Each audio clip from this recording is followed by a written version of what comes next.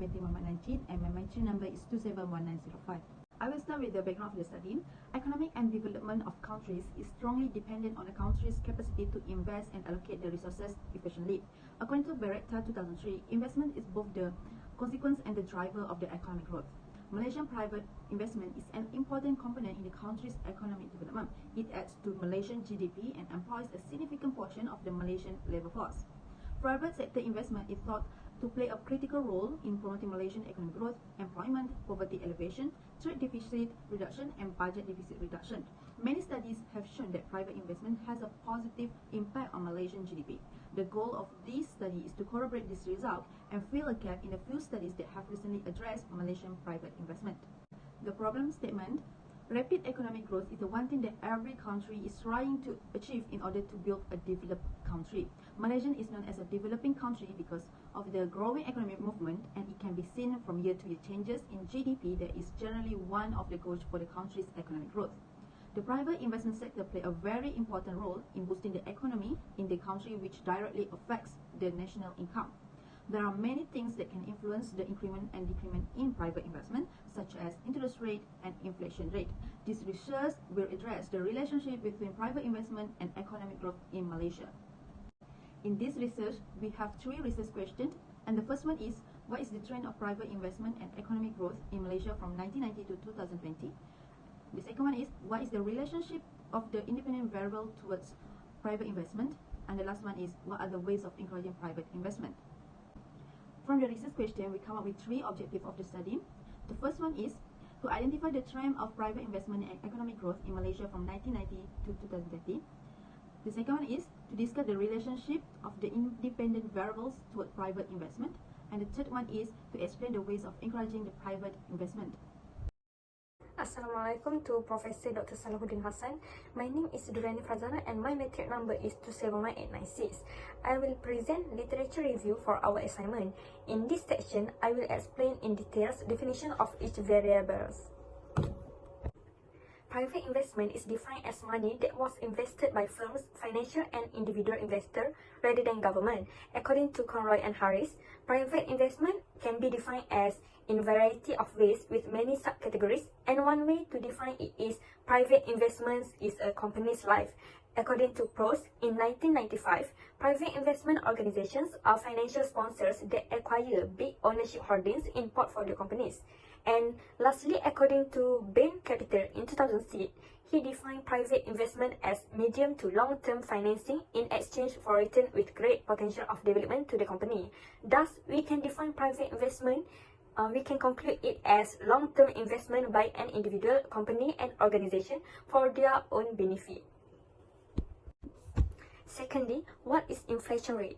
Inflation rate is one of the factors that affect private investment. Inflation affects the real return on assets to the investor. According to the Shahidur in 2012, inflation lowers the value of people's money, their real income and buying power, and leads them to invest less in the economy.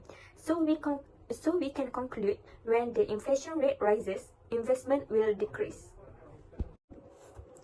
Interest rate. Interest rate is the percentage of lender charged to the borrower as interest, usually represented as yearly percentage of the outstanding debt. According to Peterson and Lick-Nerud in 1999, interest rate is a fee charged for money borrowed over a period of time, expressed as a percentage of the total outstanding balance, which might be variable or fixed.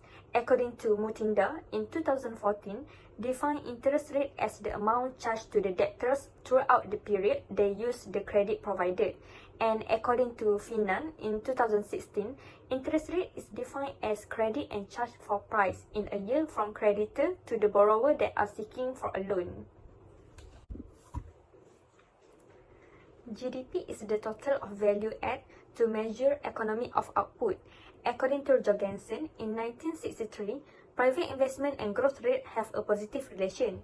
Increase of growth will lead to increase in private investment. This is because a higher growth rate will encourage an individual to invest more and gain a higher return. Long and Summers in 1991 support the statement by Jorgensen. According to Anderson in 1990, investment is important to improve the output and it has a higher impact on a country's growth. And in 1990, Han and Reinhardt argue that private investment is more influential in economic growth compared to public investment. Assalamualaikum, my name is Hanis Raya binti Muhammad Daud, metric number 271857. Now I will discuss about the methodology. This part will reveal the theoretical framework, econometric model, justification of variable, data and sampling method, and method of analysis. First is theoretical framework. In this study, private investment is a dependent variable. Meanwhile, inflation rate, interest rate, and growth rate are independent variables. Changes in private investment depend on changes of inflation rate, interest rate, and growth rate. Independent variables are not affected by private investment. This model is written as in this slide. Next is econometric model. One dependent variable is private investment as Y1. The three independent variables are inflation rate as X1, interest rate as X2, and growth rate as X3. The model can be written as Y1 equal to BO plus B1X1 plus B2X2 plus B3X3 plus error term. Justification of variable. There are two types of variable in this study, which are independent variable and dependent variable. Dependent variable is private investment, and independent variable are inflation rate, interest rate, and growth rate. Next, data and sampling method. Data is obtained from the World Bank and the Department of Statistics Malaysia, DOSM. The data is a time series data which is from the years 1990 to 2020. The duration of data collected is 30 years. Next, method of analysis. In this project paper, we use two types of analysis, which are qualitative analysis and quantitative analysis. Qualitative analysis primarily address issues like why, what, and how. In this project paper, qualitative analysis is used to explain the way of encouraging private investment.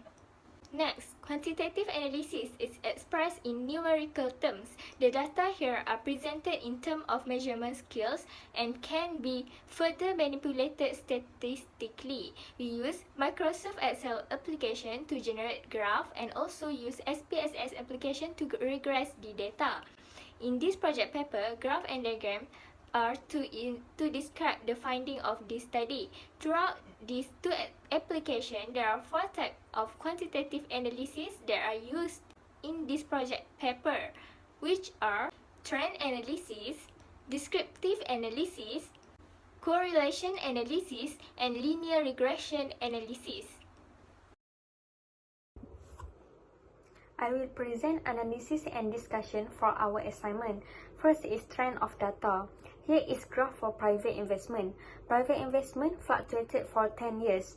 Private investment increased drastically in 1991 to 2000. According to 9 ending in 2009, rapid economic growth, lower inflation, and lower interest rate resulting in increasing of private investment. The highest value of private investment is in 2020. Meanwhile, the lowest value of private investment is in 1991. Next is inflation rate. Inflation rate fluctuated over 30 years period. According to Friedman in 1997 and Ball in 1992, private investment and inflation have negative relationship. Inflation will lead to decrease in private investment. This is because when inflation becomes more unclear, there will be a general fear of liquidity.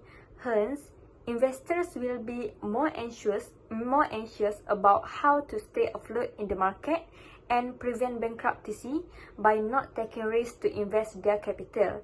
According to Fisher in 2013, argues that high inflation uncertainty will reduce the investment.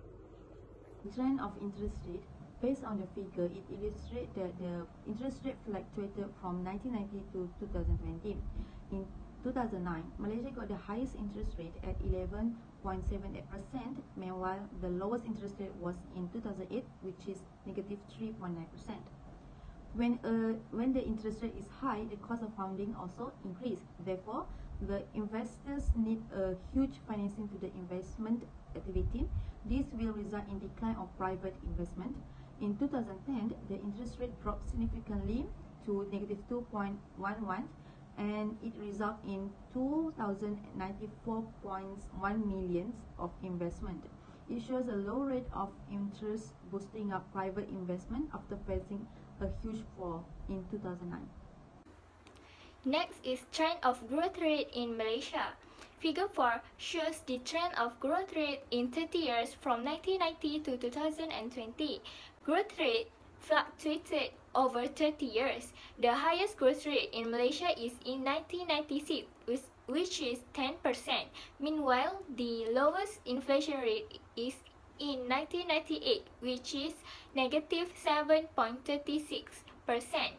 The Malaysian economy was in recession for the first time since 1995, shrinking by 6.7% in 1998. This year's slump has been compared to that of 1985 almost universally. During the recession of 1985, the economy shrank by 10%, yet it lasted barely a year. To analyze the relationship between private investment and the variables, first we use this descriptive analysis.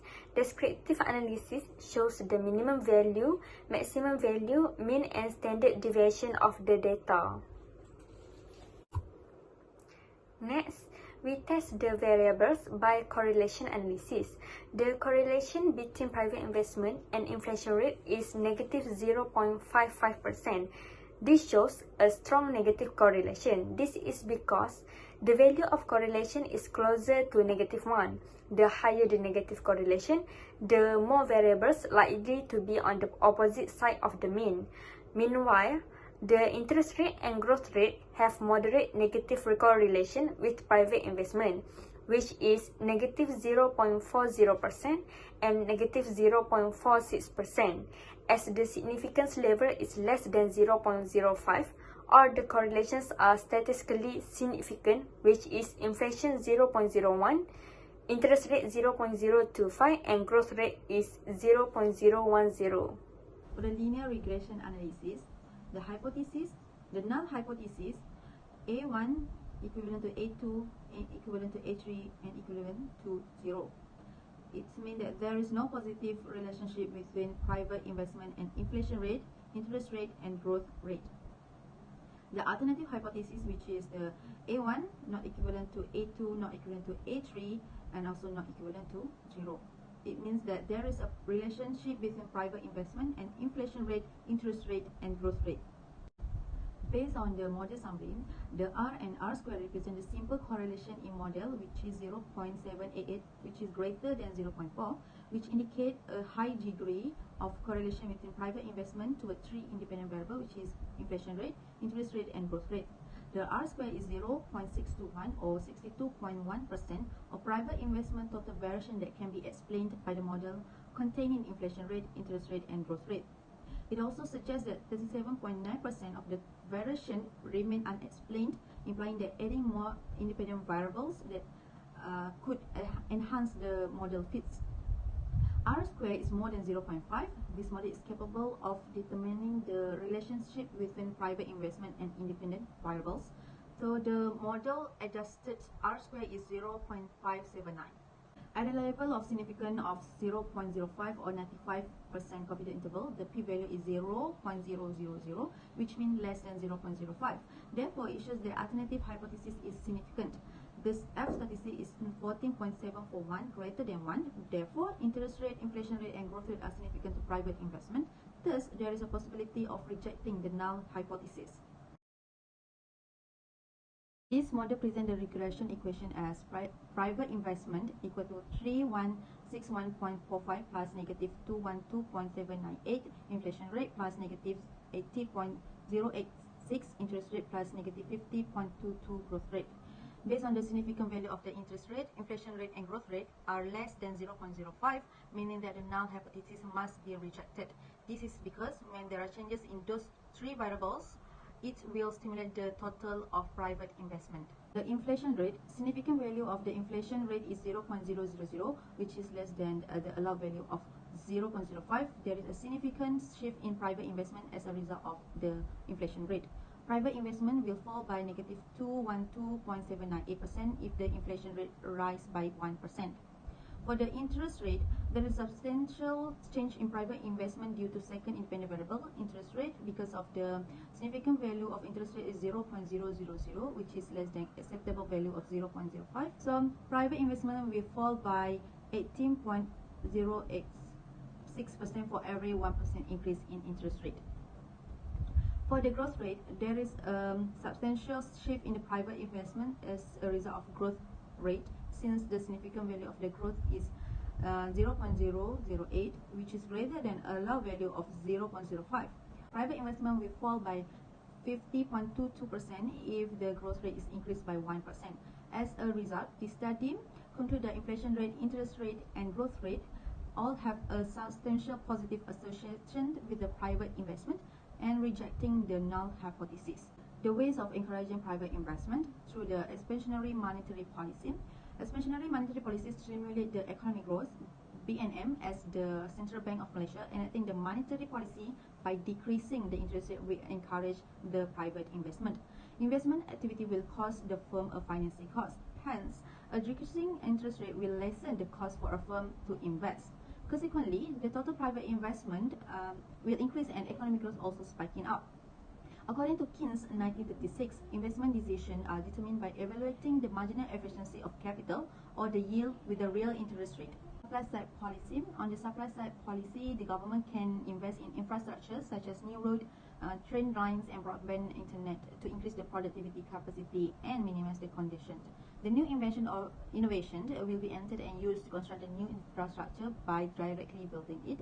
The private sector is responsible for the majority of technical innovation. The private sector drives the industrial relationship and worker motivation, and the entrepreneurs who start up the business are generally self-motivated to take the risk of handling the government's initiative.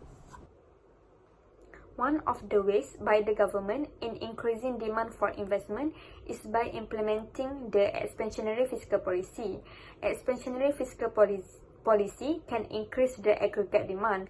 This because reducing tax will increase the consumption by raising the disposable income.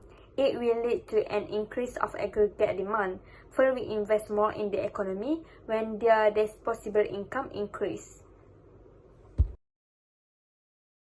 As a conclusion, the purpose of this research is to examine the trend of private investment and economic growth in Malaysia from 1990 to 2020, as well as to evaluate the relationship of independent variables to private investment and how to encourage it.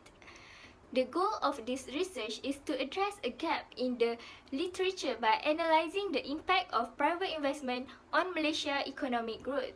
Using annual time series data from 1990 to 2020, the study examines the link between independent variables and private investment. The linear regression methodology was used to determine whether or not there is a significant link between the independent factors and the dependent variables.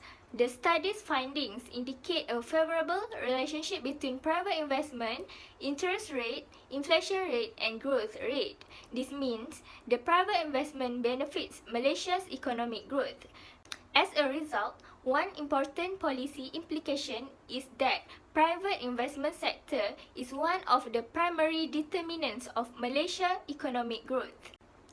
Because the goal has always been to accelerate economic growth, domestic and foreign direct investment must be promoted and encouraged by Malaysian government.